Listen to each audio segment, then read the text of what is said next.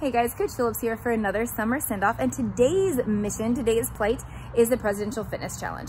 So we still test the kids at our school, and I will show you the standards at the end of this video, but it's kind of some of the core mobility, core stability, core strength functions that we're going for. So we're gonna walk through them and hopefully you find some enlightenment, and hopefully you find some inspiration, and hopefully you join in on the fun.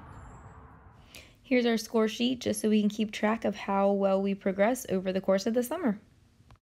The shuttle run is just a down, back timed activity. It's to see how quickly kids can adjust to test their agility. You don't have to have the 30-foot one direction path if you don't want it. It's really just testing how quickly kids can change direction.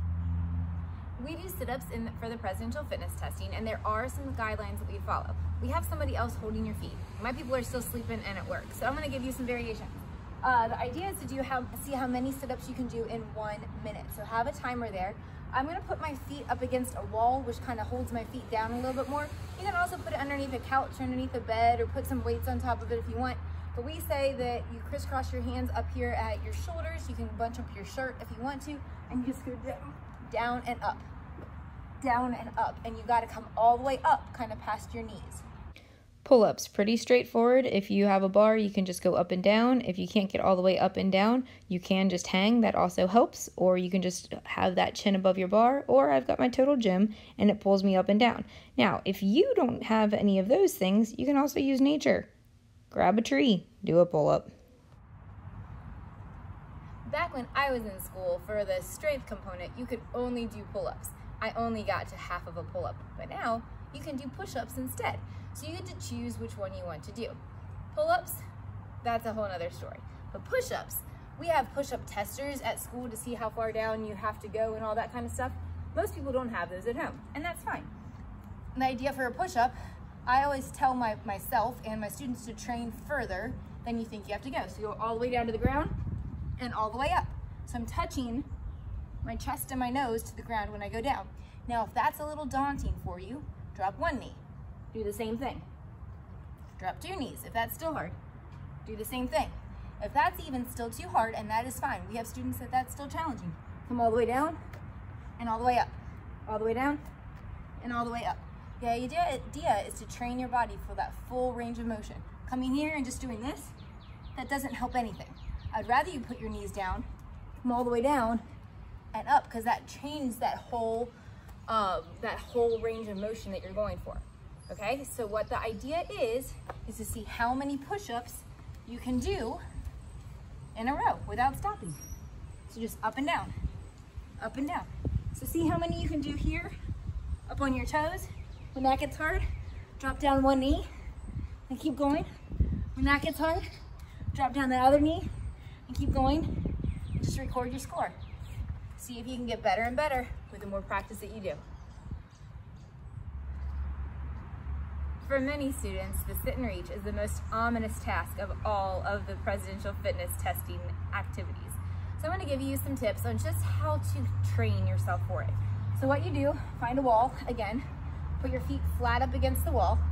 You can do it with or without shoes. When we test at school, we don't have shoes on, but that doesn't really matter. And just sit here with a straight back. For some people, this right here, keeping your legs flat on the ground, that right there is hard enough.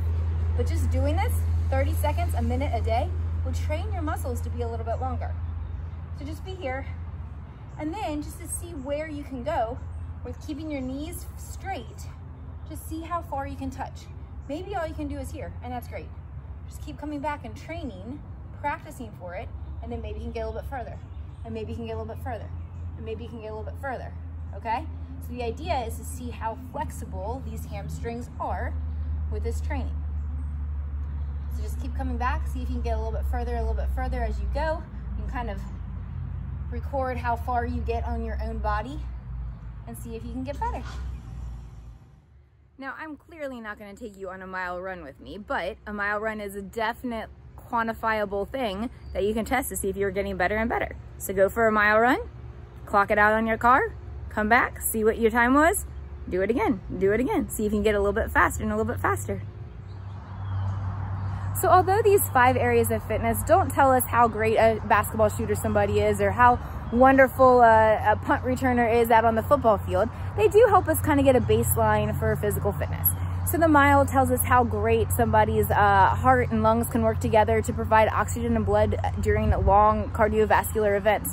The push-ups and pull-ups and sit-ups give us suggestions on the muscular strength. The agility training gives suggestions on how quick somebody is on their feet.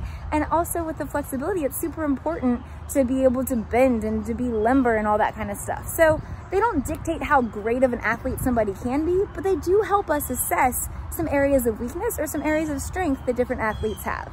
Challenge yourself. How can you make yourself a little bit more flexible, a little bit stronger, a little bit quicker? Come back, join us again, keep having fun. And here's a snapshot of the standards if you want to see where you fall in comparison to the presidential and national fitness standards. Thanks for joining.